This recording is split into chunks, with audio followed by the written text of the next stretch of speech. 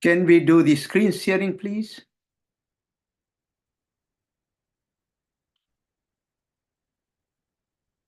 Hello? Yes, Shivji, you can go ahead. Yes, you can share the screen. All right. Thank you, sir.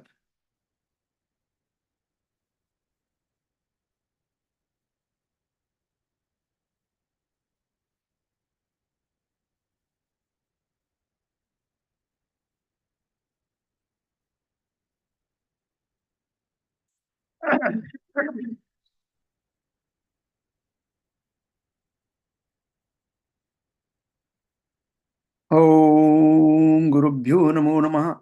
Om Ganeshaya Namo Namaha. Om Vedvurusaya Namo Namaha. Om Bhakyadevyayi Namo Namaha. Om Saraswatyai Namo Namaha. Om Angirasaya Namo Namaha. Om Kapilaya Namo Namaha. Om Gargaya Namo Namaha. Om Vedavyasaya Namo Namaha. Om Dharmaya Namo Namaha. Om Matra Sakyai Namo Namaha. Om Sri Radha Krishnabhyam Namo Namaha. My humble namaskar to all of you who is in the audience or in future audience. We started this journey, or I call Tirth Yatra, some time ago. And this is the lesson number 7 for course 2. We finished the course 1, then embarked on the course 2. And today is the last station of this particular course. So welcome you back, and let's move on to see what we have to experience, learn and experience along the way.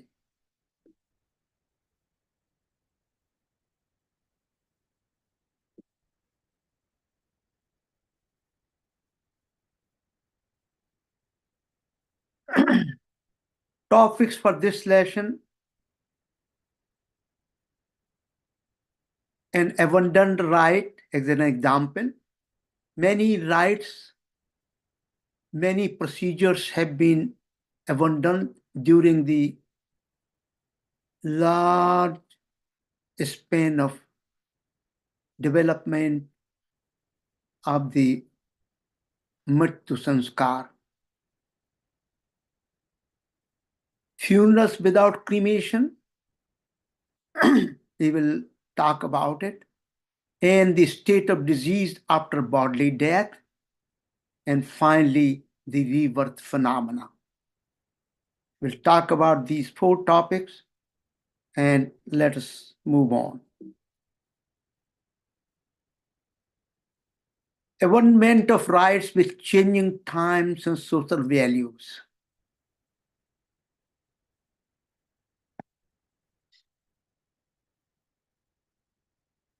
As an example,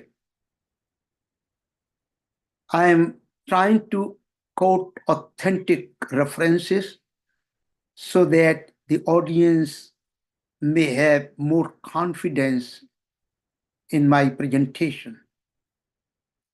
Widow voluntarily lying down with the corpse of husband on his left side. Now the conductor of right addresses the disease thus: O disease, or your wife desires to be united with you in the future world, and is lying with your corpse. She always observe the duties of a faithful wife, concede permission for her to remain in this world, and to leave your riches to your descendants. Rigved. You can notice here that at one time there was a tradition and rite where the widow must lie down with the corpse, and then this particular hymn is invoked, and she's allowed to remain in the world and to leave your riches to your descendants. At this point, a man from procession, taking the widow's left hand, invites her to come down from the pyre, saying, "Stand up, O woman, O you lie next to the disease, come to the world of living, far from your husband, and become the wife of he who will take your hands and will want you to marry. Here you notice again, in Vedic times, the voluntary sacrifice of widows remained in use among certain warrior families until 1835. The ritual hinting at sati is very rare, as this has also been legally banned. So this particular rite and associated invocations have been abundant.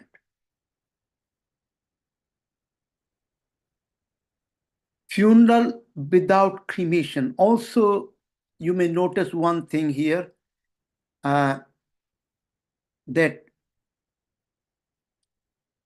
will want to marry you. It means remarriage of a widowed person was allowed in during Vedic times as well. Funerals without cremation. In Hindu tradition, the possibilities of eliminating the corpse, the 4 out of 5 elements, earth, water, fire, and air, are used. They are differentiated in ritual, but certainly not in effectiveness. They have been talking about the cremation through fire, but there are funerals without cremation. One of them is burial. Invocation, when you bury the dead body, this is the invocation that comes along. Go to your mother earth, vast and delicious earth. This virgin is soft as wool for its generous worship. May she protect you from proximity to Nritti. Cover him, earth. Do not oppress him. Be kind and gentle to him. May it be refused every day of this world. I pile earth over you to cover up with this tomb. May I not run this risk. May the ancestors maintain your monument. May Lord Yam consent to make a refuge here for you. Rigved. So these are the primary invocations recited at the time when burial taking place. Continue. Sannyasins are also buried, but without rituals. The body is laid in a grave with his begging bowl on his lap and his wooden drinking vessel called kamandu filled with water placed in the right hand. The grave is covered with earth to protect it from animals. A samadhi is built on it. So this is still a practice for burying a dead body of saints and sannyasis. Water burial.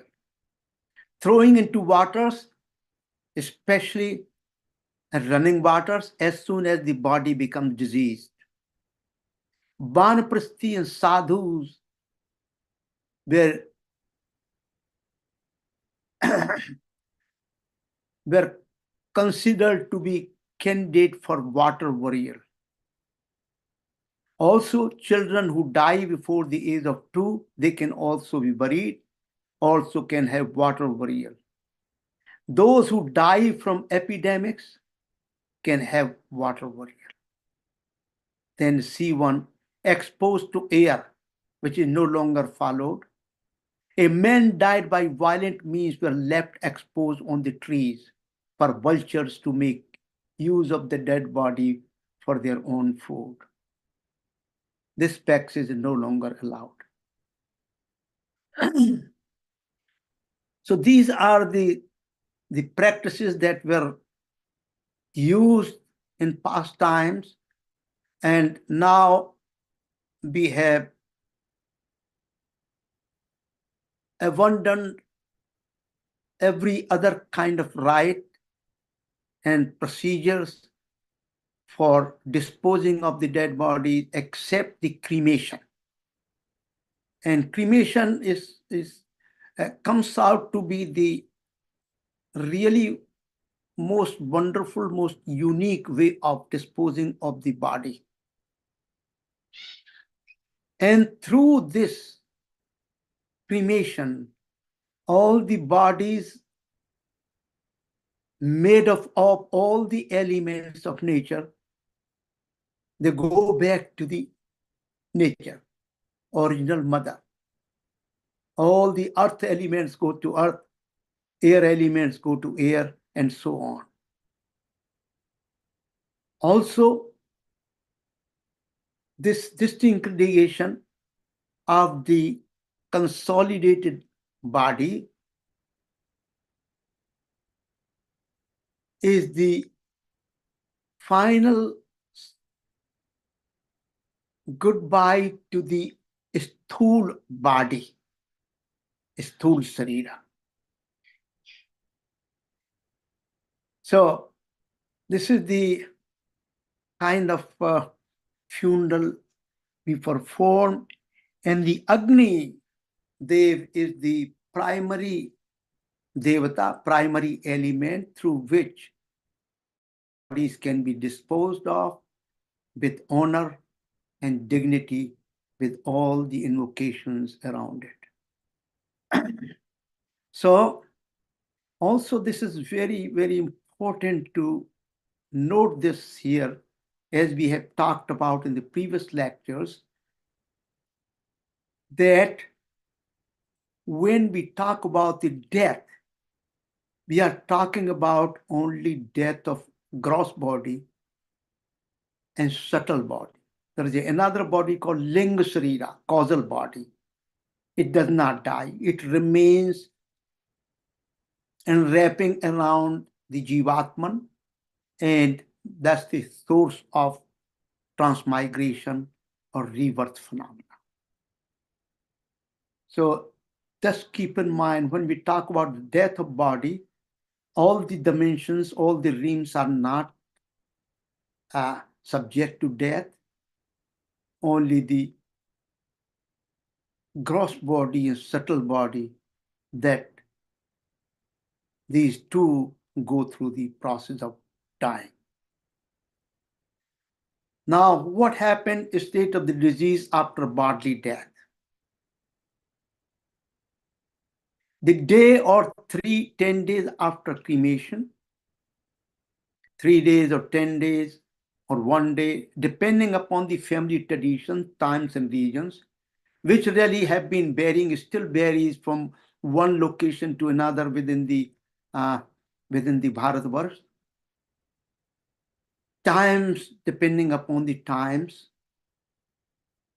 depending upon the social conditions, economic conditions, and other conditions, there have been variations in the process or rites performed after the bodily death. 10-day, 13-day is a very standard practice followed still in almost all parts of India and even outside India. The 10 days following the funeral is what? The formation, development of the subtle body by means of ritual feeding. Boiled rice, peas, water and food to the crows. Very important. For 10 days, we want to reform, want to participate, the living people want to participate, living family wants to participate, the person who has done who has lit the fire wants to participate in rebuilding the subtle body, as the body died does not have a subtle body. The rice, peas, water, and food to the crows. They are fed to the crows. The pindas, they are fed to the crows. Very, very interesting. Kagvasunji, you might have heard of him. Crow is considered to be very significant, important bird in Hindu Vedic tradition. Crow is why crow is intelligent. It has a big memory. and somehow it relates to our ancestors. Very interesting, unique phenomena. When I was growing up in a small village, my mother and grandmother, when cooking the food, making the chapatis, the first bread was taken out for the cow, mother cow. Second bread was taken out for the dog. And third bread was taken out of to feed the crows. The crows in disguise are the pranas or vayus of the ancestors. These rise during 10-day period creates the instrument to adopt the linked sarira of the disease, new condition of existence. It's important here. 11th day, this Sraddh is celebrated. Sweets are made of water, sugar, milk, yogurt, honey, ghee, and sesame seeds. This last cereal is present in all the funeral rites. Please note, it's very important to observe here. This 11th day rite is a comparable to sanskar called a Garbhadhan sanskar. And other rites that follow appear analogous to sanskar that take place during embryonic development. It's a precursor to rebirth. This Sraddh and these rites and invocation that go with it, they prepare the departed ling sarira to get ready for rebirth. So the sanskars are very much parallel at this moment. The sanskar that are followed in Garbhadhan, it means the conception at the time of conception, birth, and rebirth phenomena.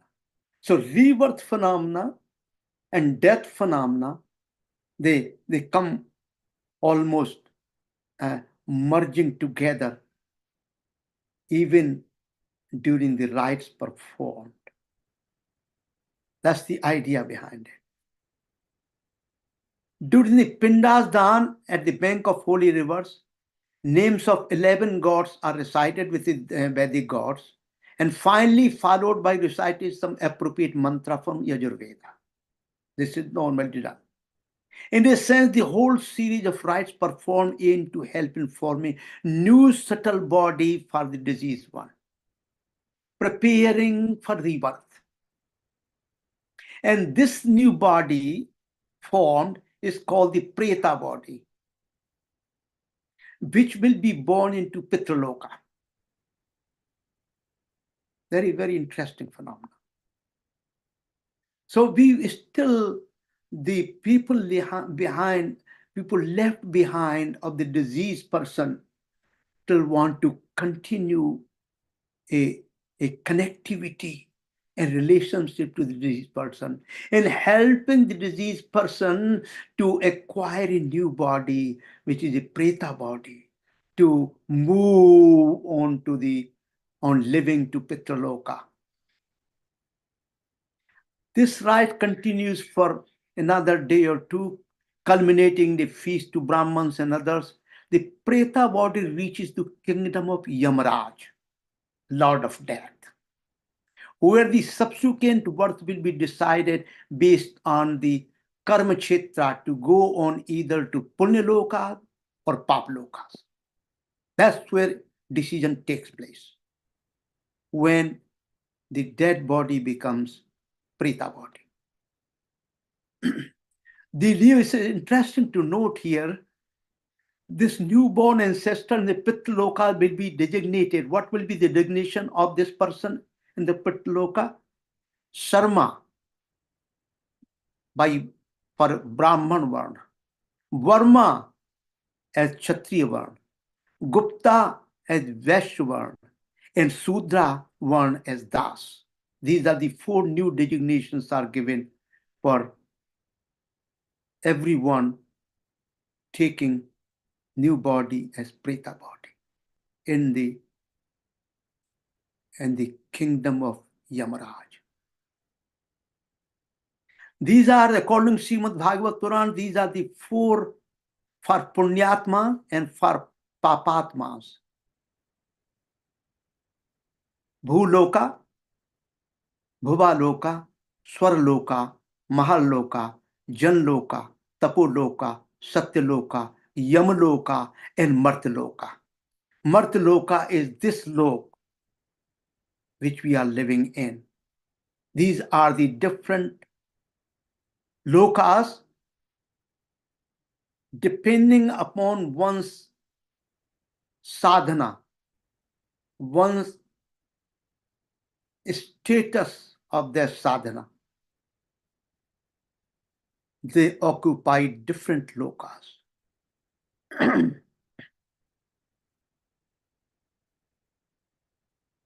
For tapasvi is called Maharlokas. For Siddha Yogi is Janloka. For Maharishi is Taploka. For Brahmaloka is Satyaloka. For Papatmas, again, 7 of those. Atal, Bital, Sutal, Talatal, Mahatal, Rasatal, and Patal. These are the description of the places or lokas where diseased person can go depending upon one's sadhana and state of sadhana before the death. Question, I have been asked that question in the previous lectures too, that where are these lokas located? Contemporary science and technology is trying to find out where else is the life. Which planet has a potential for life? Or there are aliens, out there. There are aliens out there who visit time to time this planet. So there is a search going on. But my understanding is different. And I will give you one example. They are looking for physical space, physical location of some planets or some entities. I personally think there are other dimensions where these lokas are situated. You will ask me, give me one example, and I will give you one example, an amazing example of Mahayogi Telang Swami of Varanasi. Those who have not heard of him, read about him, learn about him. And this particular experience was told by his great grand disciple who is still living and is a friend of mine. Telang Swami's one of the disciples asked him to go with him wherever he goes, because Telang Swami used to come out of the Mother Ganga water, from the Ganga waters. He used to come out. He has been seen, documented. And he will go back to Ganga water and disappear. And once in a while, he will come out of the Ganga water, the river. So this disciple asked him if he could accompany him. His request was granted, and he did accompany him. And when he took a dive into the river,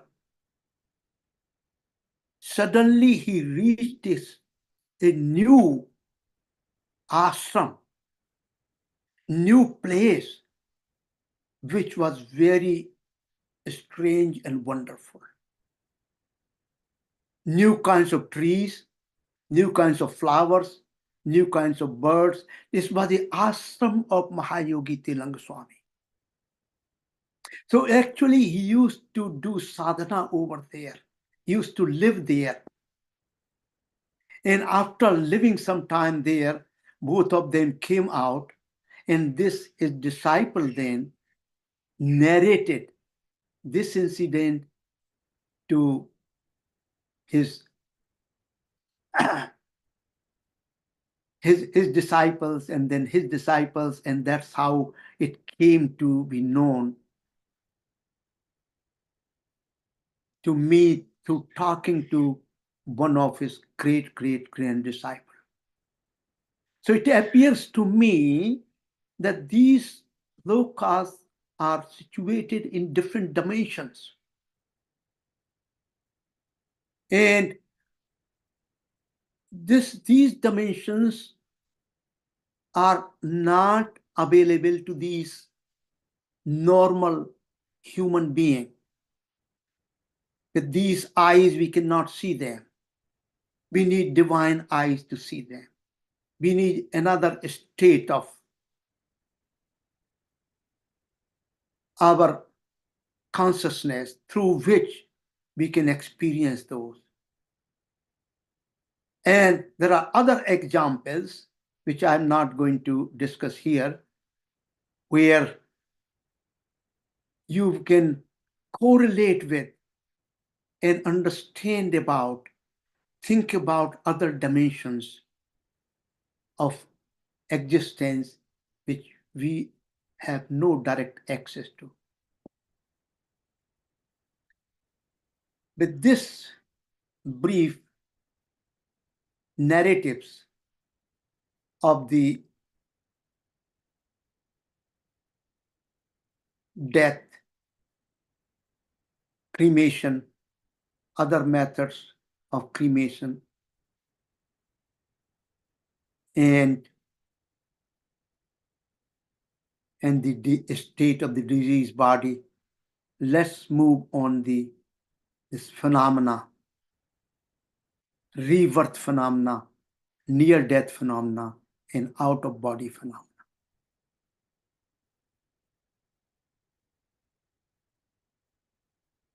Awareness of death and other incredible examples of animal intelligence. Other animals and birds also have this intelligence and kind of an awareness of their own death. So please, this is the owl, very beautiful.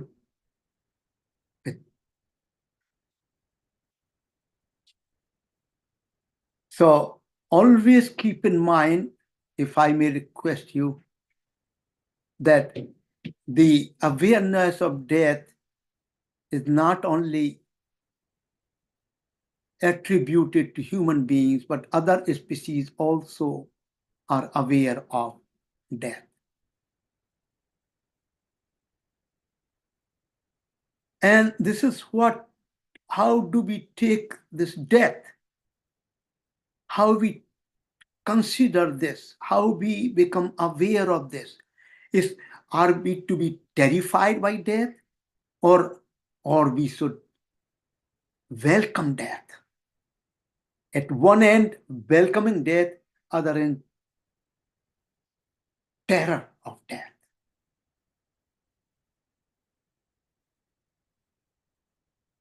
So this awareness has to be properly fostered based on what Bhagavad Gita is talking about.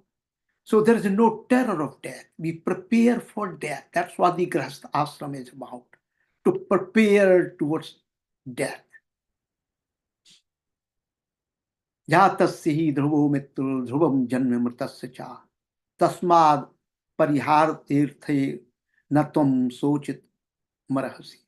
For the one that is born, death is certain, and certain is the worth for the one that is died. It's a rebirth phenomenon.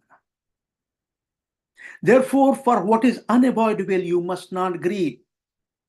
Beings are unmanifest in their beginnings, manifest in the middles, and unmanifest again in their ends. O Bharat, what is there in this full lamentation? The dweller in the body of everyone, O Bharat, is eternal, can never be slain. You must never grieve for any beings. Very, very interesting phenomena. Here we see a paradox. Just in previous slides, when we prepare the rites invocation for the dead body, we have is a mourning period. We have a definitely grief. We definitely have pains. We have definitely the a serious embodiment of suffering. And he says, you must not grieve for any beings. How is it possible? There are this paradox. How can you resolve? Yes, my dear listeners, this paradox can be resolved with proper understanding of the Hindu worldview. When we are, I am Atman, but I have a body. I am unborn, but my body goes through birth and death. And my emancipation, my moksha, depends on my state of my human personality. How we can train ourselves, how we can regulate ourselves, how we can organize ourselves internally and externally, such that during this lifetime, I have a creative, joyful living, at the same time preparation to embrace the death of this body. With this awareness, death has to come. Don't lament it. Don't be in great grief. Think about it. Whenever you come across death in your family and friends, in your relatives, think about it. It is going to come to everyone in the line. How we can really be aware of this death. Whether we go at one end where is it terrifying, or other end is inviting. And actually, the invitation of death is not uncommon in India. If you become very old, you become very diseased. The old is really much more painful than inviting the death. Many older people, including my own grandmother, he said, well, she lived for 105 years. He said, no, I'm inviting my death. I don't know when death is going to come. I want to leave this body. A state of mind will come in that may incite you, or they may give you a awareness that let us invite the death. So this paradox is based on apparent, that's why I call it apparent paradox, based on what you call lack of wisdom. Here I am giving you the partial list of reincarnation rebirth phenomena by books and professionals. Brian Weiss, when I came across this book probably 20 years ago, I was thrilled. Brian Weiss is still, I think, alive, and he's still, there are a lot of YouTubes, presentations. He's a very transformed person. He was the past chairman of psychiatry at Mount Sinai Medical Center in Miami, graduate of Columbia Yale Medical School, very outstanding medical scientist. And he encountered an extraordinary patient called Catherine, who lived on this earth 86 times with major portion of her 10 to 12 past lives. And she revealed all these experiences and lives to Dr. Brian Weiss, who had put her under hypnotic regression, a procedure, with the hope that it will recover her traumatic experience during childhood and she can be out of the deep anxiety and depression that she has been feeling for the last 30 years. And she narrated this, her previous lives. As a boy in Paris, died young in poverty, a Spanish prostitute, an illegitimate daughter of a wealthy father, as born as Moroccan boy. In ancient times, she was an Egyptian involved in the burial rites in Egypt. Several lifetimes in France, Italy, she was a female with 2 sons, moved to Switzerland, fond of gold and gold sculpture, and wore a gold cross. In another life, Catherine was a very scholarly, involved with books and teaching in Japan. In a more recent life, she was a German soldier killed in the battle. He had his hand injury in naval battle and startling description of his clothes and shoes. During one session, in fact, she made remarkable revelation about Dr. Weiss' family and his dad's son, along with her meeting intimate, knowing him in previous lifetime. He told, you must read this book. She told Dr. Weiss that don't think we are meeting here for the first time. Under hypnotic regression, we have met in previous lives. I was this, you were this. I was this, you were this. And in this life, you have this tragedy along with your death of your son. Nobody knew about the personal tragedy of Dr. Weiss. She could reveal her in this hypnotic state. Please note, this incredible journey of both had changed both of them profoundly. She was completely cured and she became a better person. Brian became more intuitive, more aware of hidden secrets of part of patients, colleagues, and friends. He, as a non-believer, being eminent scientist, got transformed to a strong believer now in the rebirth phenomena and had begun to meditate like Hindus do practice. He talks about it. He said, I'm come from Jewish tradition. I'm a scientist. I don't believe in all this. After checking and listening and reading notes that he prepared during these sessions, he said, "Oh my goodness, I'm totally overwhelmed with this feeling of that. Yes, I've been born in the past lives as well. I have had past births." Other Jim B. Tucker, I am giving you all these. You can check it out and read every one of those. Professor of Psychiatry and Neurobehavioral Sciences, University of Virginia. There is another book by Born Again, Reincarnation Case Involving Evidence of Past Life. Dr. Walter Semke, a board-certified physician practicing in San Francisco. Especially, he is a medical doctor. Life After Life, best-selling original investigator that revealed near-death experiences, life beyond. Raymond Moody is a PhD MD, world-renowned scholar, best-selling author of many books, including Phenomenal, Paranormal, My Life in Pursuit of Afterlife. Crossover Experience, Life After Death, 100 Exceptional Near-Death Experiences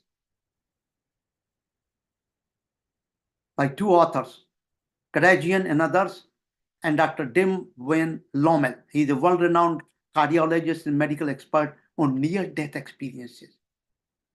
In 2006, President of India awarded him Lifetime Achievement Award to the World Congress on Clinical and Preventive Cardiology in New Delhi.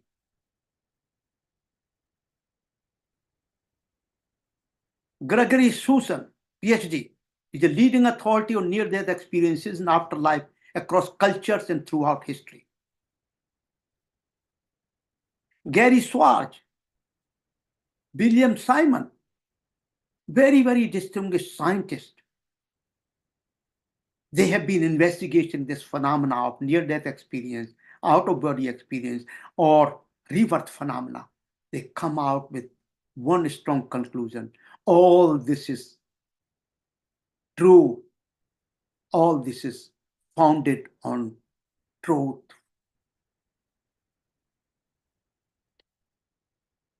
Tom Schroeder also is scientific evidence of past life.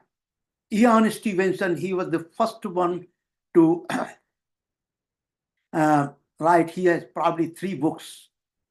He was University of Virginia professor, and he documented, I think, more than 2,000 cases of rebirth phenomena through various countries in the world.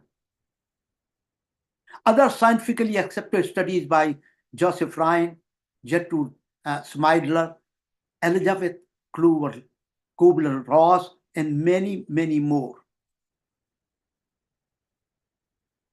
Now let me narrate you with my personal conversation with 2 persons regarding their out-of-body experiences. My friend's wife, now at the Purdue. And she was, while I discussed, this is several years ago, I will say 20 years ago or so, we were together at Purdue. And she started narrating her experience of out-of-body experience after few months after her first child was born. And she told me, making big story short, she told me one night she experienced she's getting out of the body and started floating above her husband and her son. And he said, as I was going away from them, I was very much feeling pain. I was in suffering. I did not know whether I'm going to come back and meet them again. She kept floating out in the sky. And her husband and son went out of sight. The big globe appeared, and she was moving towards the tunnel of white light. And when she was getting into tunnel of white light, it was so soothing. It was so peaceful, so joyful. I have never experienced such joy in my life.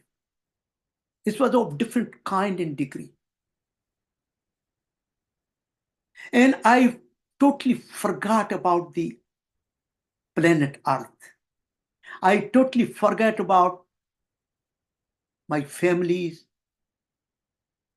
my experiences in living in India, Brazil, and America. They were not in my awareness at all. And after some time, she comes back to her own body. She woke up and looked around. Everyone is intact. Oh, I am at the same location, same place. My husband is here. She woke him up and shared this strange experience. So this is one of the experiences I had somebody telling me. Another one I met just a couple of years ago, a prominent doctor in California. What he said to me, he was a very prominent doctor. He is probably, very wealthy, very prominent, very well known in the medical field. And he has a big mansion, very, very big mansion. I have never seen such a mansion personally that we came to know about. So he was telling me when he was visiting temple in India, when he was growing up in Gujarat, he used to visit temple, he used to go into pujas and all that. All things to my mind were simply hocus pocus. It did not make any sense to me. I am a scientist, I am a medical doctor. I did not believe in any of these things. So I really ignored it. I have nothing to do with the Hindu Dharma. Nothing to do with it. And suddenly here, couple of years ago, this experience happened to him as well as his wife. And his wife is probably, either Chinese or Japanese, Oriental. He comes out of his body and body lying down, and he goes up in the sky and wander here and there and see everything under. And eventually he goes to see a place which was so bright, a tunnel of white light.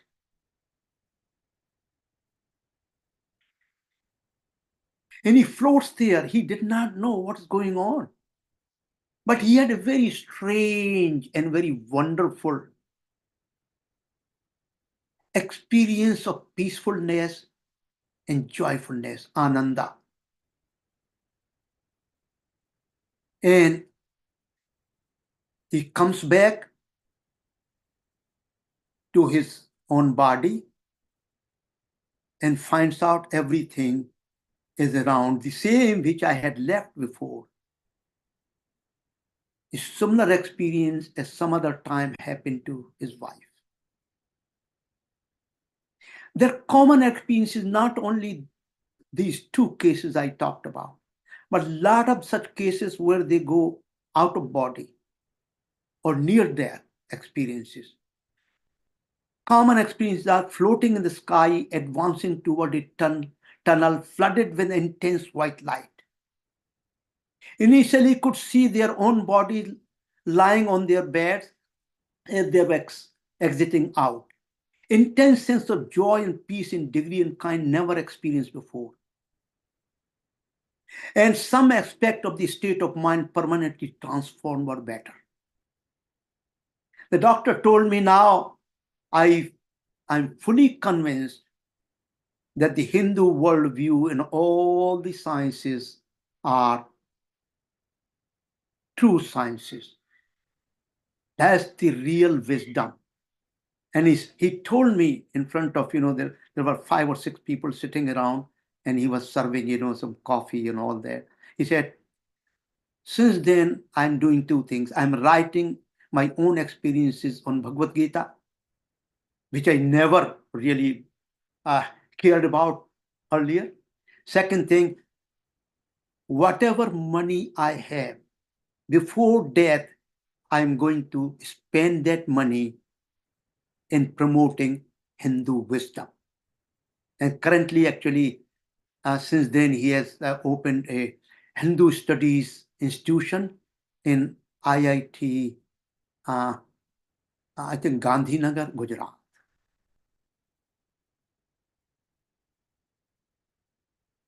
Concluded remarks on the Sanskar Yogadharma Kshetra.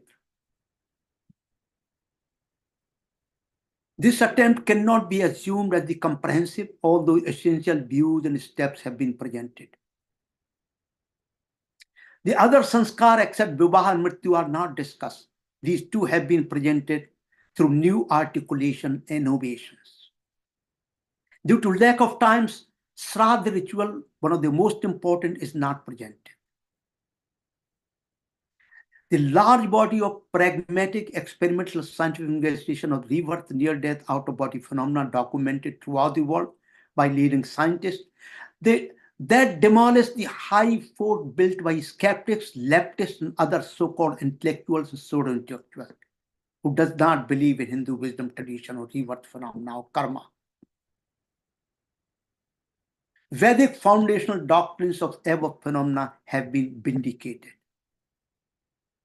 Cremation is getting more and more accepted in the Western world. Lot of books are being published. Lot of experiences are being shared.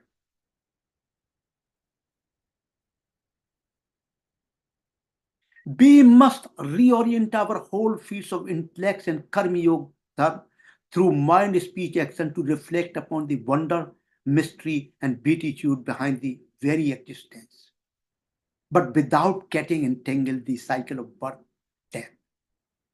It is in its calm karma yoga.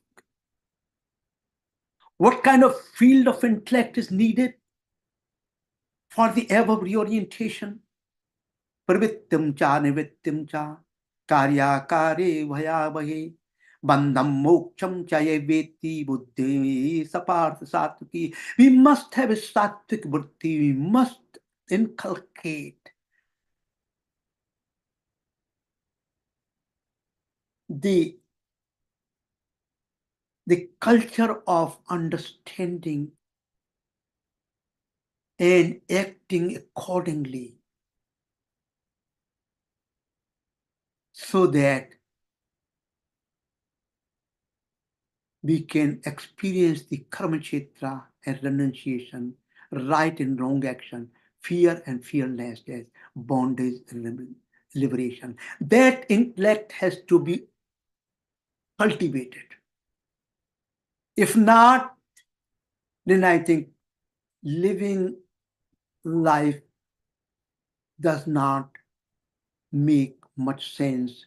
Lot of scientists are saying life is meaningless, life is purposeless, life has no whatsoever, no anchor at all. That's the state you will find come to if you do not have this sattva buddhi. Jara marana mokshaya mama satyatyantiye te brahm tadvidu krishnam madhyatmam karma chakilam. Those who strive for freedom from old age and death, taking refuge in me. Bhagavan Krishna says they know Brahman, the whole adhyatma, home karma. Sadhibhutam sadhibhutadidevam ma sadhyagnam chame vidu prayana kale pichamam te viduyukta chetasa. Those who know me with Adibhat, Adhyatma, Adhikyan, continue to know me even at the time of death.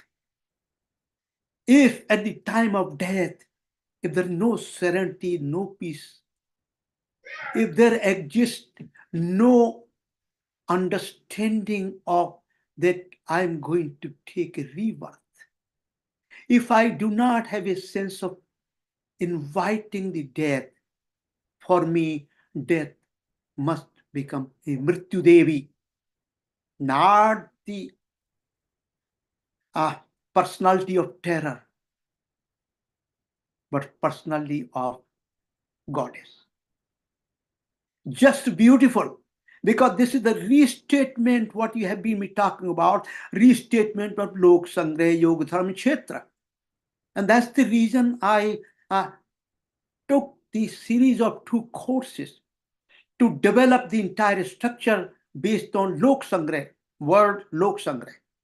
Appeared only in Shruti, only 2 times in Bhagavad Gita, not in Upanishad, not in Vedas. Both Lokasamgraha together do not appear. So I picked up those 2 words from Bhagavad Gita with, and through contemplative meditation and the grace of Bhagavan Krishna.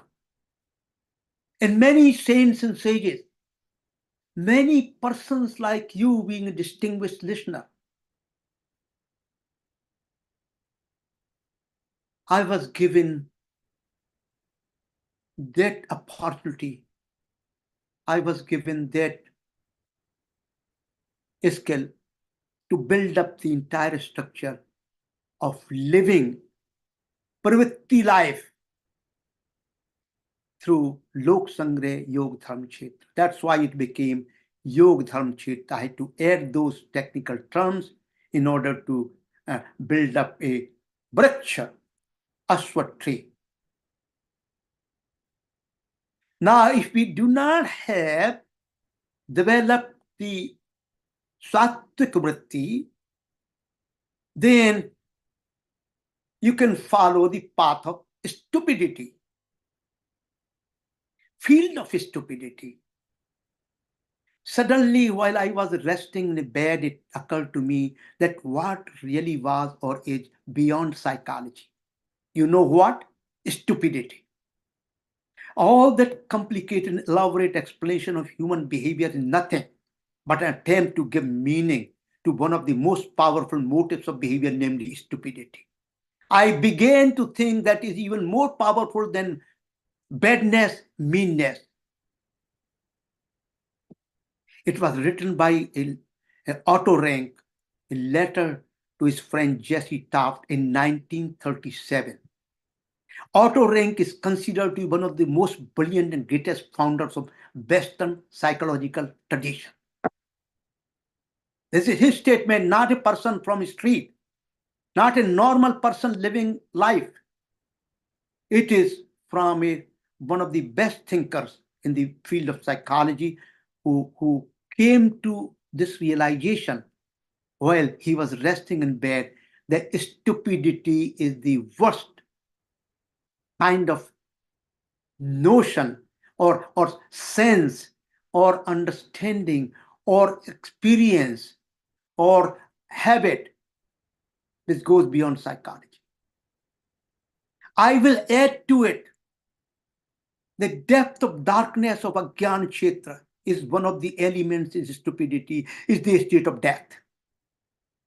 Depth of darkness, how much, what depth we are situated in the field of Ajnana, I call the state of death. While brilliant light of Jnana Kshetra is a state of enlightened rebirth. I'm giving you these new definitions based on what we call Ajnana Kshetra or Jnana Kshetra, where stupidity as pronounced, as announced by Otto Rank is one of its elements. Continuing thoughts on both the courses, both the conceptual foundation, pragmatic foundation.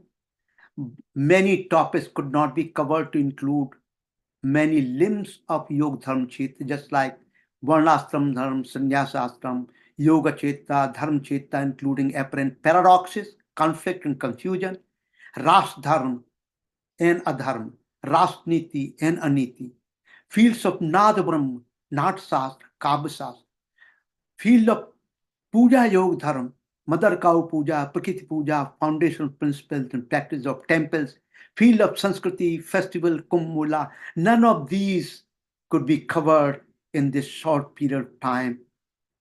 Field of Puja Yoga Dharma, Mother Cow, I have talked about it. The field of Bhakti Yoga, the foundational ground for embodiment and Rasanubhuti of all the above fields, we have not touched about. Even not touched what to talk about explaining and understanding. Please note, above fields are not disjointed and separated and assume the current state of Vedic knowledge. I propose them to be living limbs of the eternal Aswat tree of Veda. Due to sense of, I could not delve deeply enough in some of the covered topics due to a sense of losing the audience. I beg your pardon. My own experience, my journey, Tirtha of learning and teaching entangled together, having enriched my wisdom, inner practice significantly to reach a new height. Your question, though infrequent, brought some new insight. I very much wished more question, interactive dialogue so that I could have amazed the effectiveness and power of my communication. Your kind attentiveness has been a blessing for me. We tend to continue our journey together if we wish to on topics of relevance under ever changing times. Please let us know. I wish to find yet means and methods to engage today's new generation that is largely moving away from sattvic human values and aspiration. We have now consumerism induced disjointedness and disharmony. The effective, powerful cure is the inculcation of principles and practices of Lokasamgraha Yogadharma. Through all the avenues of education, starting with the Gurukul kind of setting. Most humble expectation from you, please spare some time to practice Swadhyaya Yogadharma. What is that? It embodies continuous critical examination to assess where does one stand with reference to wisdom-driven practices. Your commitment towards relearning from these courses, videos, notes are in classroom website is highly appreciated. This will entail discussion with friends, family, youngsters of the values of living in a creatively peaceful, joyful, even under adverse conditions, adverse situation. Please let others know that yes, as such courses exist, let them look at those, imbibe those, and teach others based on those ideas how to make this life more meaningful. And how to but practice Niskam Karma Yoga. Key to develop commitment towards Gyan Yoga, Bhakti Yoga, Karma Yoga, while holding the fields of personal life, family life, social life. I personally believe this can be done. So my most humble request, I request you for your forgiveness. I request you for your blessing, if I deserve. You have been so kind. Acknowledgement, most humbly to Sri Rajiv Verma ji, without his providing the platform, technical help and support, guidance, this journey could not have been undertaken. I offer my immense gratitude and respect to this personality. I call a real Niskam Karma Yogi, fully committed toward bringing out an authentic awareness of the Vedic wisdom tradition, geared towards contemporary needs of the whole humanity. For me, working with him is an inspiring experience. Also to young, intelligent, enthusiastic, thoughtful uh, uh, Shruti Srinivasan for her help in conducting, coordinating, and documenting lesson on the course website. She is also kind enough to prepare and post the brief, brilliant summaries after reading the class notes. It's a really pleasure to work with her. And I hope she can continue with us as new courses are being planned. And concluding message of Lokasamgraha Yogadharma, where we started from Lokasamgraha, it became Lokasamgraha Yogadharma Kshetra. I bow down with you to the final statement or final sandesh, final message to all of whole humanity. Yatra Yogeshwara Krishno, Yatra Partho Dhanodhara, Tatra Si Vijayo Bhutir Dhruva Nitra Matram. Whoever there is a Krishna, Lord of Yoga, the path, the archer, the surely the fortune, victory, prosperity, wise conduct, I believe. All elements of wonderful, beautiful living on this planet is embodied in this particular last Sunday's message. With this, Om Sahana Bhavatu, Sahanau Bhunaktu, Sahaviryam Karvavahi, Tejastu Navadhitumastu, Ma Vidvasavahi, Om Santi Santi Santi, Hari Om.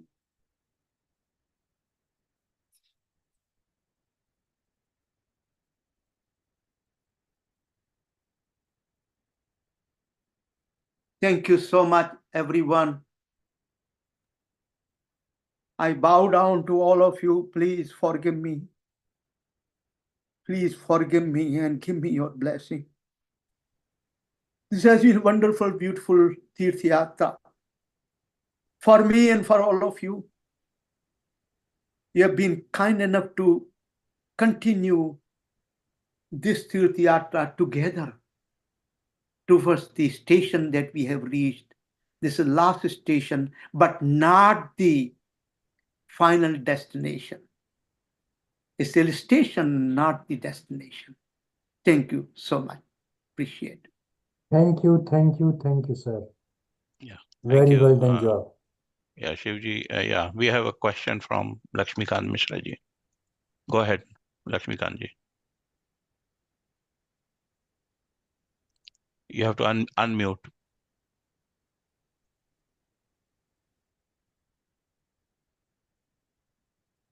I said, Pram sir. I don't have a question. I just wanted to say very profound session today. In fact, all the sessions are profound, but this was the most very humbling one because it dealt with a topic which people generally get scared, whereas our scriptures keep on repeatedly telling us that, boss, do not be scared. It's a journey, and actually, it can be your last life if you can do the right stuff. But most of us are unable to take that step, and we always be scared of this.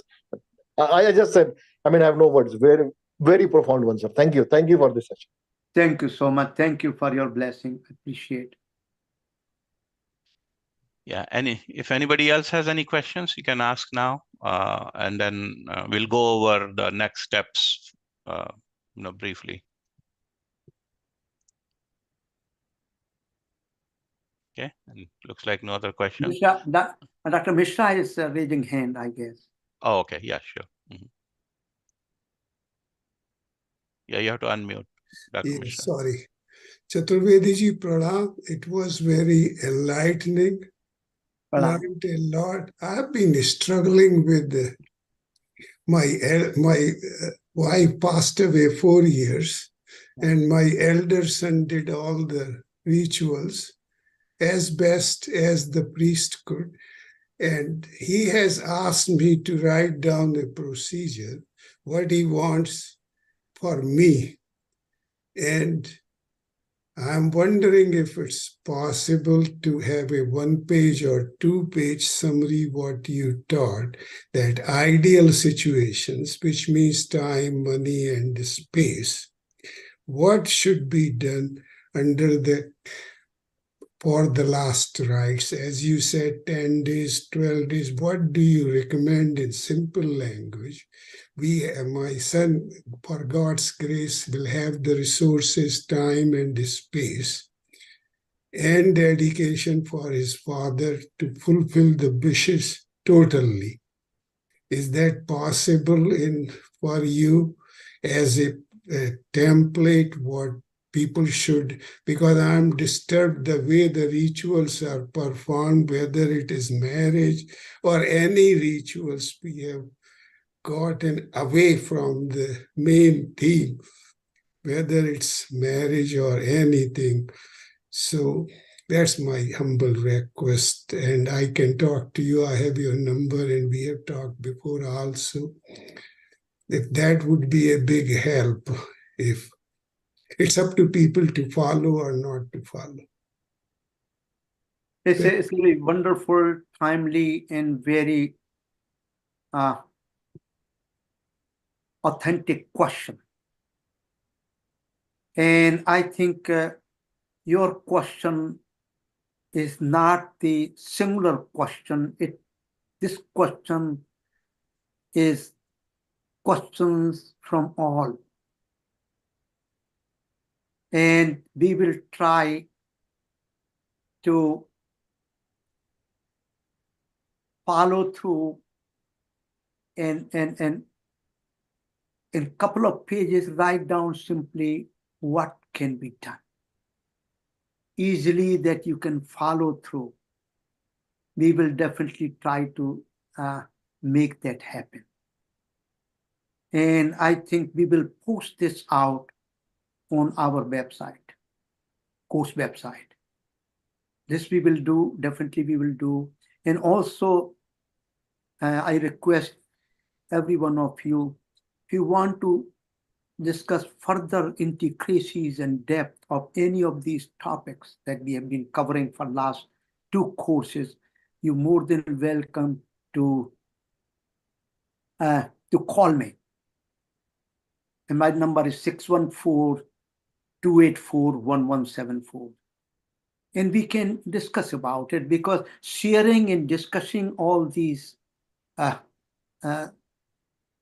experiences and learning is the way to imbibe those. Just like in any professional life, if we do not practice something that we have learned, we will forget about it. So this awareness of this, of the mystery around, if we look around, if we go to, for example, a funeral, what we should be thinking about, what we can bring in with us while coming back from the funeral ground. Our loved ones are gone.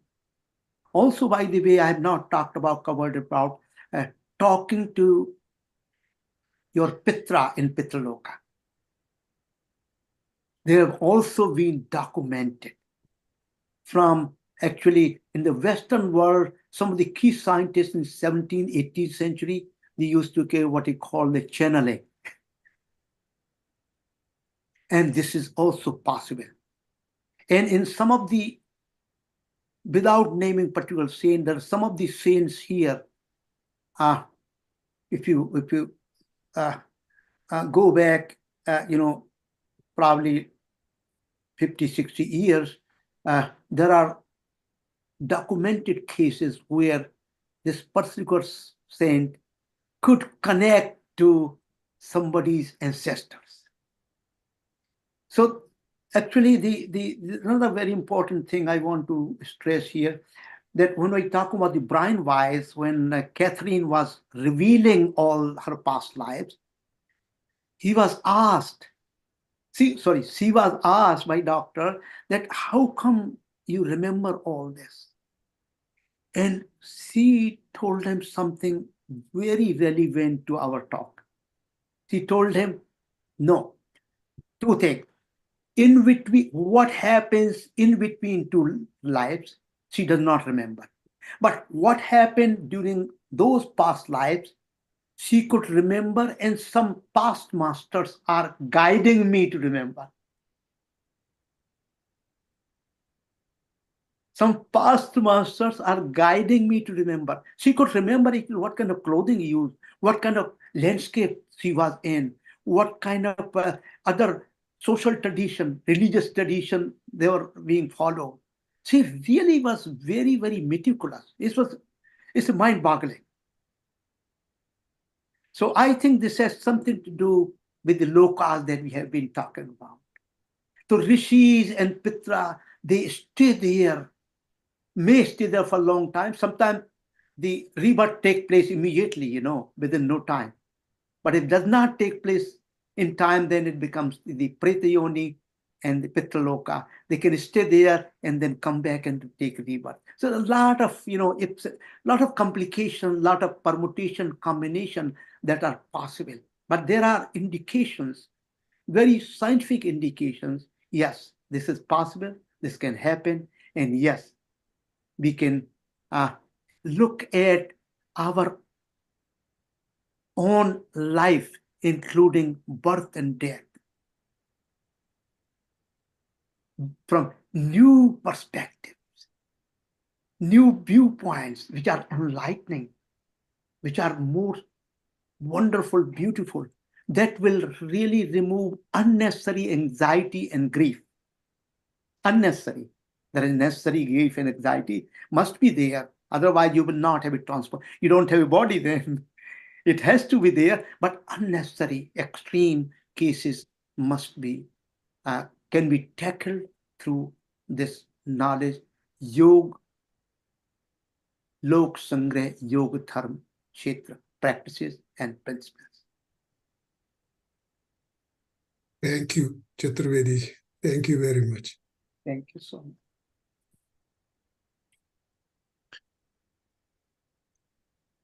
Okay, any other questions? All right, I'll just stop the recording now.